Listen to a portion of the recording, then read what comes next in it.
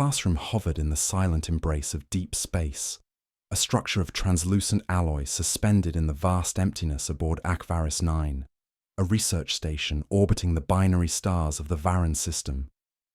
It was a marvel of engineering, a dome of seamless material that projected a live feed of the cosmos, filling the room with the mesmerizing dance of distant nebulae, the cold shimmer of planetary rings, and the faint glow of distant quasars pulsating like the breath of the universe itself.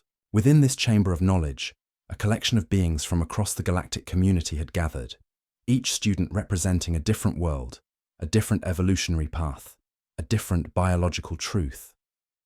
Some reclined in gravity-modified seating, their forms adapted to the crushing depths of gas giants, while others levitated naturally in the microgravity, their membranous appendages flickering with bioluminescent signals of curiosity and anticipation. The atmosphere was thick with the scent of unfamiliar biochemistries, traces of pheromones, and the soft hum of neural interfaces translating languages into comprehensible thought. Professor Catal, a Viriniano of translucent form, drifted a few inches above the ground, his body shifting in iridescent hues as he addressed the class. His species, known for their ethereal physiology, appeared to be woven from strands of liquid light, their forms in constant flux, adapting to ambient energy fields like sentient prisms, bending the fabric of light itself. His voice, when he spoke, was not a singular vibration, but a chorus of harmonic frequencies that resonated in the minds of those present, a language that bypassed auditory canals and settled directly into neural receptors, ensuring perfect comprehension. As his radiance pulsed in rhythmic intervals, the class fell into attentive silence, their disparate forms shifting subtly in preparation for the lesson. Today, we embark on an exploration of companionship, an examination of the creatures we have chosen to coexist alongside us in the vastness of existence, Catal intoned, his glow shifting to a soft cyan, the color of didactic expression. Throughout the known galaxy, species have formed bonds with lesser beings, not for consumption or labor, but for companionship, for the inexplicable comfort that comes from a shared existence. Each of you has been tasked with presenting an example from your homeworld, a creature that has, through evolutionary chance or careful cultivation, become something more than wild fauna, a familiar, a guardian, a friend. As per protocol, all safety measures have been strictly enforced, and containment fields remain active to ensure a controlled demonstration. There was a murmur of anticipation throughout the class as various students prepared their specimens. The first to present was a Duran, a species of sleek, exoskeletal beings whose multifaceted eyes gleamed with endless depths of analytical precision. With a careful gesture, the Duran activated a containment sphere, revealing a floating, pulsating entity suspended within. The creature, known as a Vrinthak, resembled an amorphous orb of semi-transparent gelatin, its bioluminescent core pulsing in shifting hues of emerald and tangerine. As it drifted within the containment field, it emitted delicate waves of radiation, absorbed instantly by the specialized shielding. This, the Duran student explained in a voice resembling a sequence of chimes, is a Vrinthak. It thrives on background cosmic radiation, metabolizing it into nutrient-rich mists that we cultivate for agricultural purposes. Though it lacks traditional sentience, it has learned to associate our presence with safety, often clustering near our settlements, drawn to the rhythmic pulses of our thermal regulators. There was a collective murmur of fascination as the sphere gently rotated, the Vrinthak shifting its hues in response to the surrounding energies. As a Lithian, whose serpentine body coiled effortlessly around an anti-gravity perch, flicked a forked tongue in appreciation. "It is curious," the Zilithian mused, its voice a sibilant whisper, "that such a being, which neither hunts nor builds, can find a place in your society. It has no sharpness, no weapon, no instinct for survival beyond absorption. And yet, it remains." The presentations continued, each student revealing an increasingly bizarre and wondrous array of creatures. A reptilian Vorkari uncoiled its companion, a plasma serpent that crackled with arcs of controlled electricity, its body a ribbon of magnetized energy. A seraphid student, encased in shimmering metallic carapace, introduced an entire colony of symbiotic entities that harmonized in mathematical resonance, their forms shifting in geometric synchrony. Each presentation carried the awe of the unknown, a revelation of life's adaptability across the infinite biomes of the cosmos. Then, it was the humans' turn. James, a young man of Terran descent, rose from his seat with a confident but relaxed demeanor. His presence alone was often enough to draw lingering stares from his classmates. Humans, after all, were an anomaly among the galactic community, a species from a so-called death world, a classification that denoted a planet rife with extreme weather, aggressive ecosystems, and an evolutionary history steeped in relentless survival. That they had not only endured but thrived on such a world spoke volumes of their adaptability, a fact that was both respected and regarded with subtle trepidation. But today, James was not here to discuss human endurance, nor their tenacity or ingenuity. Today, he had brought something different. With a slight grunt of exertion, James dragged a metallic crate toward the center of the room, its reinforced structure resting heavily against the polished floor. A few students shifted uneasily. The crate was trembling slightly, a rhythmic thumping emanating from within. Something was alive inside, something restless. Katal's glow dimmed slightly, a subconscious display of caution. James, oblivious to the growing tension in the room, grinned as he reached for the locking mechanism. "All right, guys," he announced, with a tone of unmistakable fondness. "Meet Rex." The moment the crate unlatched, the being inside lunged forward in a blur of muscle and movement, landing on all fours with a controlled grace that belied its sheer physical power. The sound it emitted, a deep, guttural exhalation, sent an involuntary ripple of fear through the class. It was large, at least by most species standards, covered in thick, dense fur that bristled with alertness.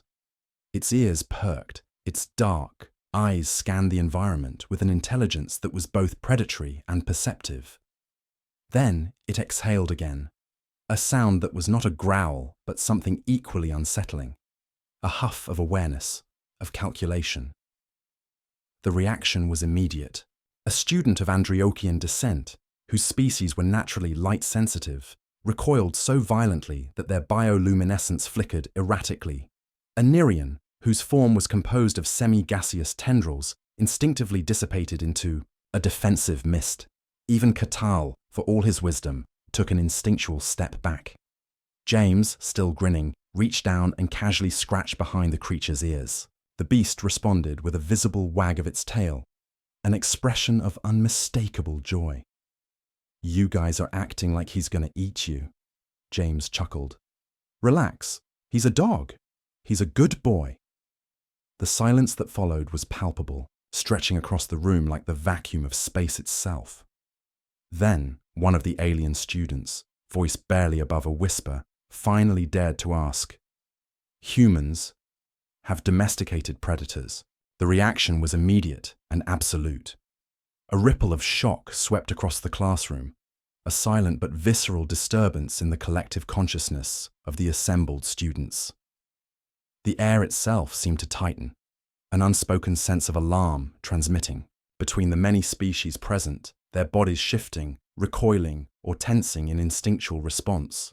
Some, like the Andriochian, whose translucent, iridescent skin shimmered with fluctuating bioluminescence, displayed their fear through rapid flashes of distress colors, their normally smooth flowing movements now erratic and twitchy. Others, like the Zilithian, coiled tightly upon themselves, their long serpentine bodies constricting with sudden tension.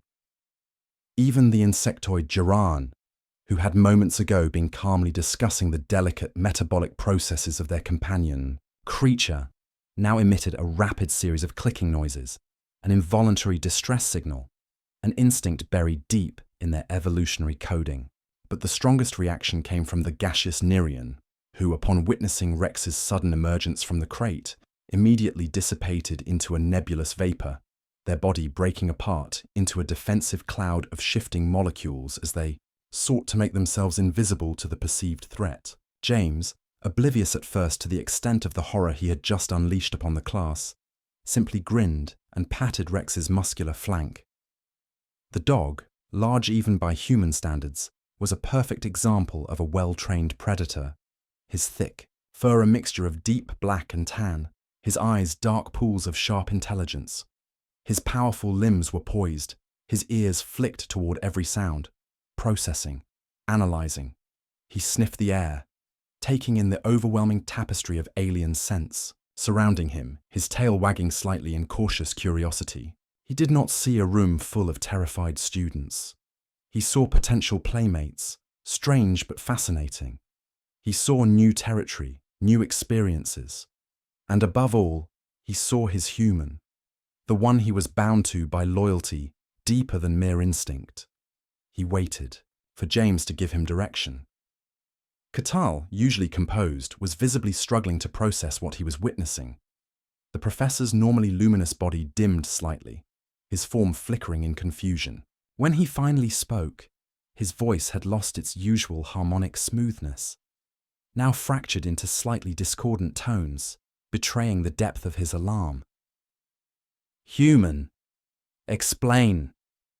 James blinked, as if only now realizing that the room had gone deathly. Silent, the energy of the class transformed from one of idle curiosity into sheer terror. His brows furrowed slightly in confusion. What exactly am I explaining?" He glanced down at Rex, who was now sitting attentively, panting lightly as he observed the room with unwavering alertness. "The creature," Catal clarified, his gaze locked onto Rex as though expecting the dog to lunge at him at any moment. "It is a carnivore. Its teeth are designed for rending flesh.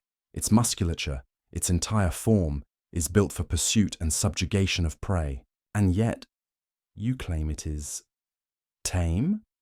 James's confusion deepened, but now there was an undercurrent of amusement. "Yeah, of course he's tame. He's a good boy." He reached down and scratched behind Rex's ears, and the massive canine leaned into the touch with obvious pleasure, his tail wagging with more enthusiasm. "Look, I get it. He looks scary, but he's not.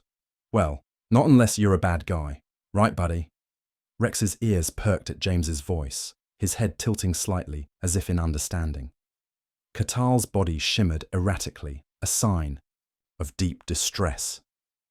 "You claim this predator responds to your will?" "More than that," James replied, now fully engaged in the conversation. He gestured toward Rex proudly. "He's not just some random animal I happen to train. Dogs have been part of human society for thousands of years. We don't just tame them, we bond with them. They protect us, and we protect them. They follow commands because they trust us, because they love us." A stunned silence followed. Then a voice, trembling and unsure, spoke from the back of the class. It was the Duran student, their mandibles clicking uncertainly. "Love, you claim this creature feels affection for you, that it does not simply tolerate your presence but chooses to remain by your side willingly." James nodded, crossing his arms over his chest as he grinned. "That's exactly what I'm saying. Rex isn't with me because I force him to be. He's with me because he wants to be." Catal, still visibly struggling with the implications, hesitated before asking, "And yet, what prevents it from turning on you? What prevents it from sinking those teeth into your throat the moment it perceives an opportunity?" James looked genuinely surprised by the question. "Because that's not how it works," he said simply. "He doesn't want to hurt me. He would never hurt me. In fact, if something tried to hurt me, he'd stop it." A ripple of unease spread through the room. The implication was clear. Humans not only kept predators as companions, but they had actively shaped them into protectors, willing to kill on command, willing to defend their owners with tooth and claw. The concept was so utterly alien, so completely incomprehensible, that even the most logical and analytical minds in the room struggled to process it. "You," Weaponize them, Catal finally murmured, almost to himself. James's expression shifted slightly, from amusement to something more serious. No, he said firmly. We don't weaponize them. We trust them. That's the difference. Before the professor could respond, a new sound interrupted the tense atmosphere. A sharp, high-pitched alarm that reverberated through the classroom, followed immediately by the cold mechanical voice of the station's emergency system. Breach detected. Unauthorized presence in Sector 12. Security lockdown initiated. For a single, frozen moment, no one moved. Then, chaos erupted. The station trembled under an impact, the artificial gravity fluctuating briefly before stabilizing. The ambient lighting flickered, shifting to an ominous crimson hue as security barriers deployed automatically at every exit. From somewhere beyond the walls of the classroom, a deep, resonant chittering noise echoed through the halls, an unnatural, predatory sound that sent a primal shiver down the spines of every sentient being in the room. The Geran student clutched, their containment sphere to their chest, their voice high with panic. What was that? Catal's glow pulsed in a rapid, distressed frequency. It cannot be. The Vrathul, they could not have breached the perimeter. The Zelithian uncoiled slightly, their sharp eyes darting toward the sealed doors. Vrathul? They hissed. You mean the shadow feeders? The void spawn? Impossible. James, still standing in the center of the room, slowly straightened. Rex's demeanor had changed entirely. His relaxed posture was gone, replaced by rigid tension. His ears stood erect, his hackles raised. He sniffed the air once, twice. Then, he let out a low, rumbling growl, a deep, primal warning. James's heart began to pound. He knew that sound. He had heard it before, when Rex had sensed danger back on Earth. It was the growl that meant something was coming. Something bad. Outside, the chittering grew louder, closer. Rex turned toward the door, muscles coiled. Then, the lights flickered again. And the screaming started. The station shuddered violently, a tremor rippling through the walls as a dull metallic groan resonated through the structure. The artificial gravity flickered, a momentary lapse that sent several students into a weightless drift before stabilizing once more. The red emergency lights cast the entire room in an ominous glow, bathing the wide-eyed faces of the assembled alien students in shifting, pulsing crimson. The soft hum of life support systems was now overshadowed by the distant, rhythmic clatter of something moving through the ventilation ducts. Something that did not belong there. It was not a malfunction, not some minor anomaly in the station's infrastructure. This was deliberate. This was a breach. The Geran student let out a series of frantic clicks, their translucent wings vibrating against their carapace in a primitive fight-or-flight response. The Nirian, still a dispersed cloud of vapor, fluctuated wildly, attempting to reconstitute into a solid form, but hesitating, torn between visibility and the desperate urge to remain undetected. The Andriochian, whose luminous body emitted a constant pulse of color-coded emotions, had turned a deep, almost blinding white, the universal sign of utter terror among their kind. Even Catal, whose people were known for their composed intellect and serene presence, now flickered erratically. The controlled luminescence of his form disrupted by the primal, instinctual knowledge that something deadly had entered their environment. The security barriers sealed the exits, cutting off escape. The air itself felt charged with anticipation, the kind that came just before a predator struck. Then, from somewhere beyond the classroom walls, the sound came again. The unmistakable, bone-chilling chittering of the Vrathul. James's brow furrowed as he instinctively moved a step closer to Rex. The dog, no longer the relaxed and curious creature he had been just moments ago, was now a statue of pure muscle and focus, his ears standing tall, his body coiled in silent, controlled tension, his lips peeled back slightly, revealing canines honed by generations of evolution, by an unbroken lineage of hunters and guardians who had served their human companions since time immemorial. A deep, guttural growl rumbled from his throat, a sound that cut through the panic like a blade, ancient and unmistakable in its meaning. It was a warning. James's heart pounded. He had heard stories about the Vrathul before. Nightmare, creatures that lurked in the deep void, surviving in the space between worlds, drifting from derelict ships to abandoned stations, feeding on whatever they found. The stories varied, but one thing remained consistent. They did not simply kill. They drained. They fed on fear, on neural energy itself, paralyzing their prey with an overwhelming psychic presence before wrapping them in their sinewy tendrils and siphoning their very essence. The idea that one had breached a secured station, much less infiltrated a classroom full of vulnerable students, was almost unthinkable. Almost. A metallic clang reverberated through the ceiling. Then another. The sound of movement above them, something shifting within the ducts, growing closer.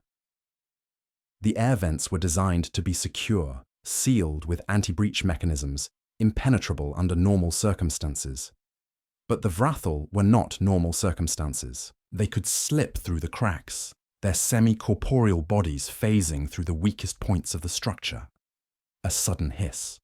A vent cover near the far end of the room rattled, the bolts shaking loose.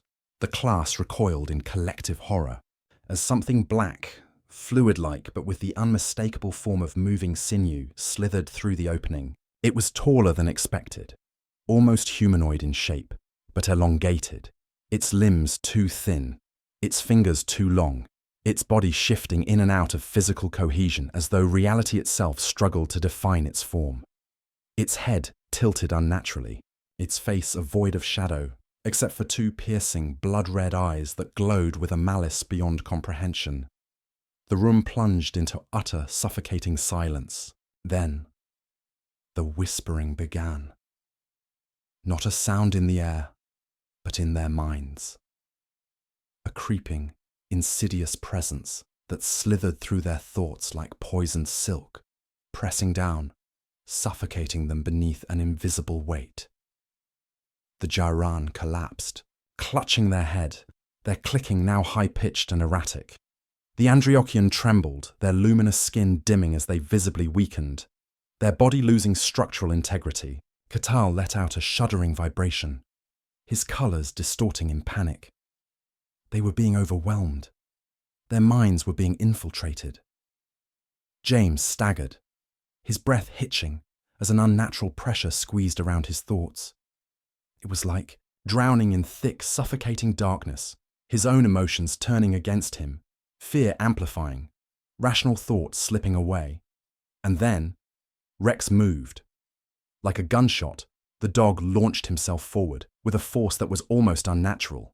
His deep-throated snarl cut through the oppressive silence like a crack of thunder, shattering the Vrathul's psychic assault with a raw primal defiance. His body collided with the creature mid-materialization, his jaws clamping down on its shifting form. A screech erupted from the entity, a sound so inhuman, so utterly alien, that the very air seemed to vibrate with it. Rex did not falter. He twisted, his powerful muscles straining as he tore at the entity's form, his fangs sinking deep, finding something solid within the shifting void. The psychic pressure lifted.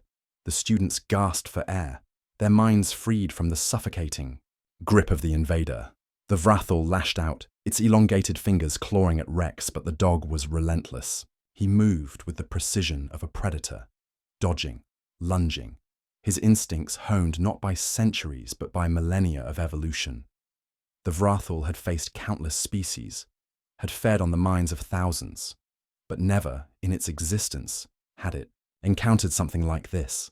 An apex predator bound not by hunger, not by malice, but by something infinitely stronger. Loyalty. James was moving before he realized it. His hands found a loose panel on the nearby workstation, heavy, solid metal. He gripped it with white-knuckled desperation, then swung with everything he had. The impact was brutal, connecting with the side of the Vrathul's head. The creature reeled, a sound like static and shrieking metal escaping its formless mouth. Rex seized the opening, lunging again, teeth bared, clamping onto what could only be described as the thing's throat. A ripple of distortion coursed through the Vrathul's body. Its crimson eyes flickered, its form spasming, its coherence breaking apart like a disrupted signal. It tried to phase, to escape, but Rex held on with the unyielding tenacity of a creature that had chosen its duty, that had decided, beyond all reason, that this fight was his, and his alone. The entity twisted, its body convulsing in defiance. Then, with one final, agonized screech, it collapsed inward, its form unraveling into nothingness. Silence followed. The class remained motionless, unable to process what had just happened.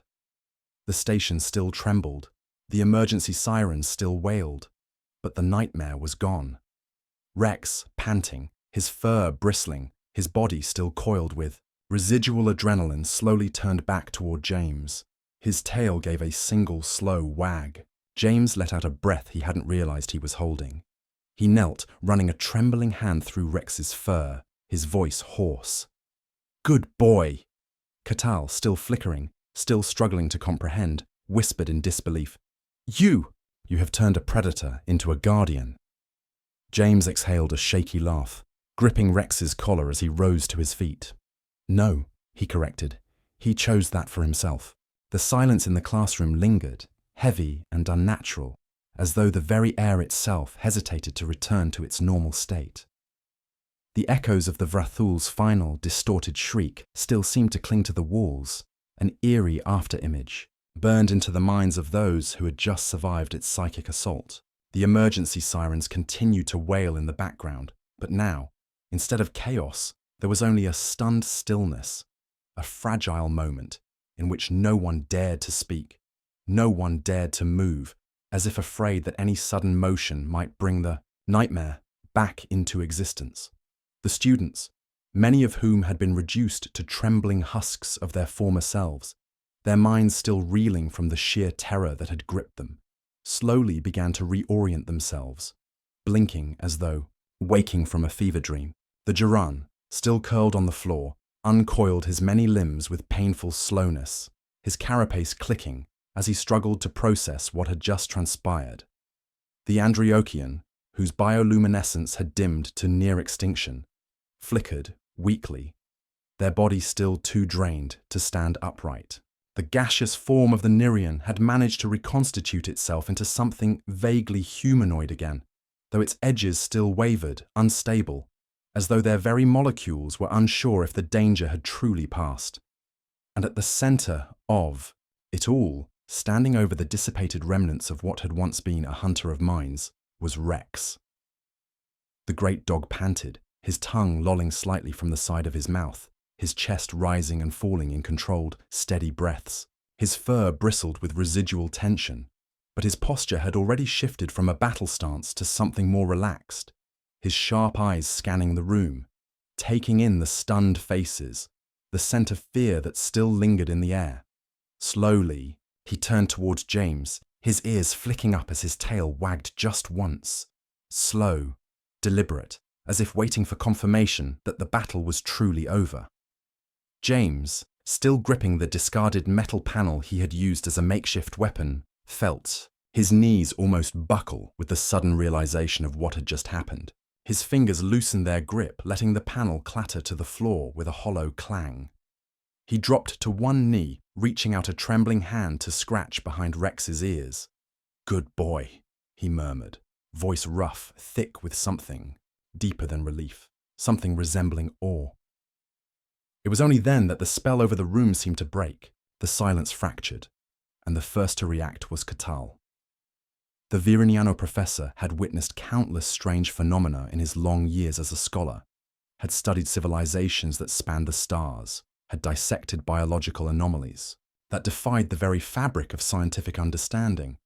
But nothing had prepared him for what he had just seen. His luminous form flickered violently, the colors that rippled across his body displaying a spectrum of conflicting emotions.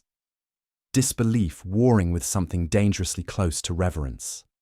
His voice, when it finally came, was hushed, barely above a whisper. You claim that this beast is not a weapon, that it is not merely a tool of violence. James, still kneeling beside Rex, frowned slightly, his fingers running through the thick fur along the dog's neck. He's not a beast. He's not a weapon. He's my friend.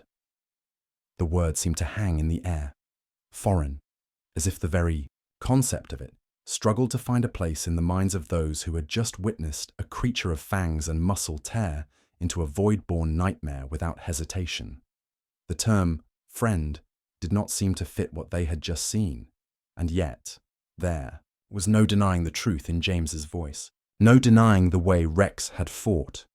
Not out of hunger, not out of instinct, but out of something deeper. Loyalty. The Andriochian, still visibly shaken, finally managed to find their voice, though it wavered like a dying ember. How can you trust something that has the capacity to kill? How do you live alongside something that could turn on you at any moment? James's expression did not change. He did not even hesitate before answering. Because he doesn't want to hurt me. He never would. That's not how it works. He looked around at the others, at the faces filled with wary skepticism, the lingering remnants of fear. You all keep asking how we control them. You don't understand. It's not about control. It's about trust, about understanding each other. A shudder passed through the room, not of fear, but of something else. An uncomfortable, creeping realization that they were seeing something entirely new, something outside the framework of what they knew to be possible. For most species in the galaxy, the notion of forging bonds with creatures capable of killing was unfathomable. The concept of training them, yes, perhaps even bending them to one's will, using pain or conditioning to force obedience, that was something they understood. But what James was describing was different. This was not domination. This was something voluntary, something mutual. Catal exhaled a faint, vibrating hum, as if coming to terms with an uncomfortable truth. And yet, if you had not brought this creature into our midst, if Rex had not been present, we would all be dead. James stiffened slightly at the professor's words, because he knew they were true. Without Rex, the Vrathul would have taken them all. It would have slithered into their minds, wrapped itself around their consciousness, and drained them to nothingness. James had seen it happening. He had felt it happening. Even he had not been able to fight it. He had been drowning in the thing's psychic grip, sinking into the void of it. But Rex had not hesitated. Rex had not succumbed. He had leapt forward, teeth bared, into the darkness, because that was what dogs did. They protected, even when it made no sense, even when all logic said to run. The Zalithian, who had remained silent for the longest time, finally uncoiled, their sinuous bodies slithering forward cautiously. Their voice, usually a sibilant whisper, was now heavy with something bordering on awe. To risk one's life for another, even in the absence of command or obligation, that is not instinct. That is something else entirely. James nodded, his throat tight. Yeah, he said softly. That's what makes them special. The room fell into a contemplative silence. The students, the professor, the survivors of an attack that should have ended them all, began to look at Rex not with fear, not with unease, but with something new. Respect, perhaps even admiration. Rex, oblivious to the monumental shift in perception occurring around him, merely leaned into James's touch, tail thumping slightly against the ground. He had done his job. He had protected his human. That was all that had mattered. And then, before anyone could fully process the weight of what had just transpired, the station's emergency system blared to life again, the voice now more urgent, more strained. Security breach expanding. Additional hostiles detected. In multiple sectors, evacuation protocol initiated. James's stomach dropped. His hand tightened around Rex's collar. Because this wasn't over. Not yet. The station groaned under the immense pressure of the ongoing battle, its metallic walls trembling like the bones of a dying giant. The emergency sirens wailed in an unrelenting loop, their rhythmic alarms blending into the mechanical drone of the failing life support systems. The voices of automated security warnings continued their cold, sterile announcements. Multiple breaches detected. Structural integrity at risk. Evacuation protocol engaged. Vol. But they were nothing more than background noise now, a distant reminder that the situation had spiraled far beyond control. The air was thick with the scent of burning circuits, leaking coolant, and the strange, acrid musk that the Vrathul exuded as they moved, a scent that now clung to the walls, to the very air itself, as if it had been absorbed by the station like a parasite burrowing into flesh. Every flickering light, every shift in the shadows, carried the weight of unseen threats, the unshakable certainty that something was still lurking, waiting for the perfect moment to strike. James felt the weight of exhaustion pressing against his muscles, his body running on instinct now, driven by the single, inescapable fact that if he stopped moving, if he let himself rest, even for a moment, none of them would survive.